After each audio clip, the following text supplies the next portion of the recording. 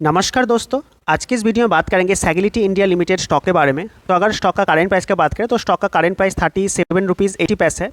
And आज के दिन स्टॉक में 1% का एक शानदार तेज़ी देखने को मिलता है। तो आज के दिन जैसे ही मार्केट ओपन हुआ देन स्टॉक में एक हल्का फुल्का गैप अप देखने को मिलता है एंड स्टॉक 38 रुपीज़ का हाई लगाता है। देन उस प्राइस से एक फॉल देखने को मिलता है एंड स्टॉक कहीं ना कहीं 37 रुपीज़ 50 के आसपास एक सपोर्ट लेता है। देन उस प्राइस से स्टॉक में एक शानदार तेज़ी देखने को मिलता है एंड स्टॉक कहीं ना कहीं 39 रुपीज़ के आसपास एक इंट्राडे में हाई लगाता है। देन स्टॉक में एक प्रॉफिट बुकिंग देखने को मिलता है एंड फिर से स्टॉक कहीं ना कहीं 37 रुपीज़ 50 के आसपास इंट्राडे में सपोर्ट लेता है। एंड अगर स्टॉक का रिसेंट परफॉर्मेंस का बात करें तो यहाँ पर आप देख सकते हो लास्ट 5 दिन में स्टॉक ने एक फ्लैट सा मोमेंटम दिया। एंड अगर लास्ट एक महीने का बात करें तो लास्ट एक महीने में स्टॉक में 16% के आसपास एक गिरावट देखने को मिलता है। एंड अगर स्टॉक का रिसेंट न्यूज़ का बात करें तो स्टॉक में रिसेंट न्यूज़ तो कुछ नहीं है।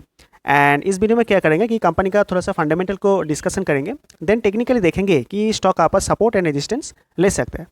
तो चलिए वीडियो को स्टार्ट करते हैं। एंड अगर फंडामेंटल का बात करें तो स्क्रीन पे आप इसका फंडामेंटल को देख सकते हो। तो पहले मार्केट कैप का अगर बात करें तो इसका मार्केट कैप 17,000 करोड़ प्लस इसका मार्केट कैप है। तो एक बेसिकली एक स्मॉल कैप कैटेगरी का कंपनी है। एंड इसके साथ अगर आप इसका 52 वीक हाई लो को देखोगे तो 52 वीक हाई है 58 एंड 52 वीक लो है 36। इसके बाद अगर स्टॉक पी का बात करें, स्टॉक का वैल्यूएशन का बात करें तो स्टॉक पी है 20। एंड अगर इंडस्ट्री पी का बात करें तो यहाँ पर आप इसका इंडस्ट्री पी को देख सकते हैं। इंडस्ट्री पी है 22। तो इंडस्ट्री पी 22 एंड स्टॉक का पी है 20। तो स्टॉक का वैल्यूएशन अंडर वैल्यूड है, स्टॉक वैल्यूएशन है, स्टॉक ठीक ठाक है। साथ ही साथ अगर आप इसका पीजी रेशियो को देखोगे तो पीजी रेशियो 0.07। तो ये इंडिकेट करता है कि स्टॉक का वैल्यूएशन बहुत ही सस्ता है। इसके बाद अगर आप इसका डिविडेंड यील्ड को देखोगे तो कंपनी डिविडेंड तो कुछ नहीं देता। एंड आरओसी एंड आरओई को देखोगे तो 10% का आसपास है, 10% एंड 8% का आसपास है। तो आरओसी एंड आरओई थोड़ा सा कम है, ये थोड़ा सा इम्प्रूव होना चाहिए था। एंड इसके बाद अगर आप इसका डेप्ट देखोगे तो कंपनी के ऊपर 1200 करोड़ के आसपास डेप्ट है। एंड अगर आप इसका डेप्ट टू इक्विटी रेशियो को देखोगे तो डेप्ट टू इक्विटी रेशियो 1 के अंदर है, मतलब डेप्ट टू इक्विटी रेशियो कंट्रोल पे है। डेप्ट कंपनी का जो डेप्ट है वो कंट्रोल पे है। इसके बाद अगर आप इसका पित्रोस्की स्कोर को देखोगे तो पित्रोस्की स्कोर 8 है। तो पित्रोस्की स्कोर बहुत ही बढ़िया है। जो पित्रोस्की स्कोर का जो हाईएस्ट नंबर होता है वो होता है 9 है एंड यहाँ पर 8 है। तो बहुत ही एक्सेलेंट है इसका पित्रोस्की स्कोर। एंड प्रोमोटर का अगर होल्डिंग का अगर बात करें तो प्रोमोटर का होल्डिंग 51% है। तो ये भी ठीक ठाक है। कंपनी के पास 4,000 करोड़ प्लस रिजर्व है, तो ये भी एक अच्छी बात है। एंड प्रोमोटर का अगर होल्डिंग 16% कम हुआ है तो एक नेगेटिव पॉइंट हो जाता है। फिर भी कंपनी के पास 51% होल्डिंग है, प्रोमोटर का होल्डिंग है, तो वो भी ठीक ठाक ही है। एंड प्रोमोटर का कोई भी होल्डिंग प्लेज नहीं है, तो ये भी ठीक ठाक है। इसके बाद जो इसका कंपनी का ईयरली प्रॉफिट लॉस स्टेटमेंट को देखेंगे तो यहाँ पर आप नीचे इसका नेट प्रॉफिट को हम देखेंगे तो यहाँ पर आप इसका नेट प्रॉफिट देख सकते हो। तो पहले साल था 5 करोड़ नेगेटिव में, देन पॉजिटिव में आया and 144 crore net profit generate किया, ईयरली नेट प्रॉफिट है।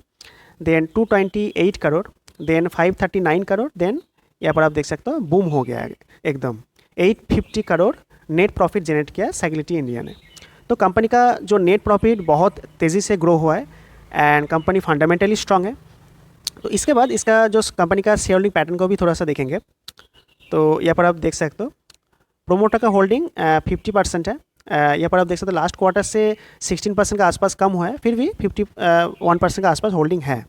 एंड ये जो होल्डिंग कहीं ना कहीं FI एंड DI के आसपास ये होल्डिंग, ये जो 16% का जो होल्डिंग ये कहीं ना कहीं FI एंड DI के पास गया है। तो यहाँ पर आप देख सकते हो 5% था वो 10% हो गया, यहाँ पर 10% हो गया एंड यहाँ पर 15% था वो हो गया 21%। एंड अगर पब्लिक का बात करें तो पब्लिक के पास 17% का आसपास होल्डिंग है। तो ओवरऑल कंपनी का जो शेयर होल्डिंग पैटर्न ठीक ठाक है, कंपनी वैल्यूएशन वाइज बहुत ही चीप है एंड कंपनी फंडामेंटली भी स्ट्रॉन्ग है। तो इसके बाद टेक्निकली देखेंगे कि स्टॉक टेक्निकली कहाँ पर है एंड इसका सपोर्ट एंड रेजिस्टेंस कहाँ पर हो सकता है, उसके बारे में भी डिस्कशन करेंगे। तो चलिए इसका जो टेक्निकल्स है उसको देख लेते हैं। एंड अगर टेक्निकली बात करें तो अगर आप इस स्टॉक का वीकली चार्ट को अच्छे से नोटिस करोगे तो आपको क्या देखने को मिलेगा कि पहले स्टॉक में एक तेज़ी होता है, देन तेज़ी के बाद स्टॉक में एक करेक्शन देखने को मिलता है, देन कहीं ना कहीं स्टॉक इस लेवल पे साइडवेज हो जाता है एंड फिर से स्टॉक में एक अपसाइड में मोमेंटम आता है एंड स्टॉक कहीं ना कहीं जो स्टॉक का पिछले वाला जो हाई था, ये जो हाई था इसी लेवल के आसपास स्टॉक रिजेक्शन लेता है एंड फिर से स्टॉक में करेक्शन देखने को मिलता है। तो ऊपर का ये जो लेवल है, ये लेवल है 55 का लेवल एंड यहाँ पे ये जो नीचे वाला ये जो सपोर्ट है जहाँ से पिछले बार मोमेंटम किया, तो इसी सपोर्ट लेवल के आसपास स्टॉक आया है एंड कहीं ना कहीं इस लेवल से स्टॉक में एक मोमेंटम देखने को मिल सकता है। तो नीचे वाला ये जो लेवल है, ये लेवल है 37 का लेवल।